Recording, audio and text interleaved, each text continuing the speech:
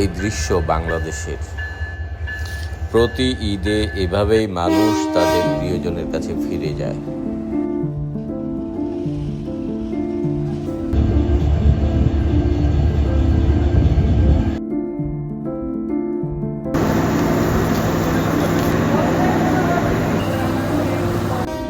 রাজধানী ঢাকার কমলাপুর রেল স্টেশনে প্রতি বছর এই দৃশ্য খুবই সাধারণ হয়ে গেছে। লক্ষ লক্ষ মানুষ চেষ্টা করছে যে কোনোভাবে ট্রেনে ওঠার। ট্রেনের ভেতরে জায়গা না পেয়ে তারা জীবনের ঝুঁকি নিয়ে ট্রেনের ছাদে ভ্রমণ করছে।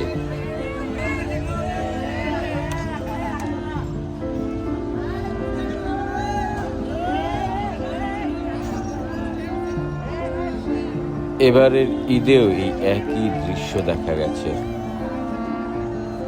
তো চলুন দেখি এবারের ঈদ ভ্রমণ কেমন ছিল বাংলাদেশি মানুষদের। ট্রেন স্টেশনের প্রতিবারের এই দৃশ্য বাংলাদেশের একটি ঐতিহ্য হয়ে গেছে বলে বলা যায়।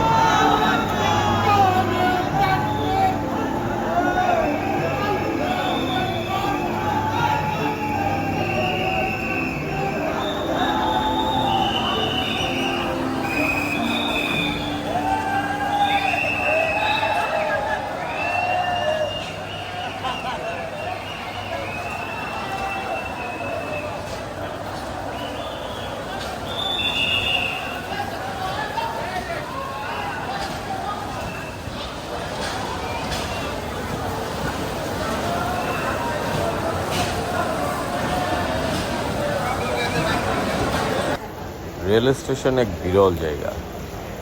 এখানে অদ্ভুত সব দৃশ্য দেখা যায়। একটু খেয়াল করলেই দেখা যাবে এখানে যে ধরনের দৃশ্য আসলে আমরা দেখি তা অন্য কোথাও পাওয়া দুষ্কর। তবে ঈদের সময় কর্তৃপক্ষকে আরও সাবধান হতে হবে, কারণ হঠাৎ করে এমন ভিড় শুরু হয়ে যায়, দেখা যায় সেখানে যদি তারা একটু অসতর্ক থাকেন কিংবা ভুল পদক্ষেপ নেন, সেক্ষেত্রে বড় কোনো দুর্ঘটনা ঘটে যেতে পারে। এখানে একটু খেয়াল করলেই দেখা যাবে যে অসংখ্য মানুষ যখন এই গেটটি দিয়ে পার হওয়ার চেষ্টা করছেন, তখন এখানকার যারা নিরাপত্তার দায়িত্বে নিয়োজিত ছিলেন তারা চেষ্টা করছে সেই গেটটি বন্ধ করে মানুষের ভিড় আরও বাড়িয়ে দিতে। তখন কিন্তু মানুষের কোনো উপায় না থাকায় তারা গেটটি ঠেলে বেরিয়ে যান। যদি এখানে আরও ভিড় তৈরি হতো তাহলে হয়তো বড় ধরনের কোনো দুর্ঘটনা ঘটলেও ঘটতে পারত।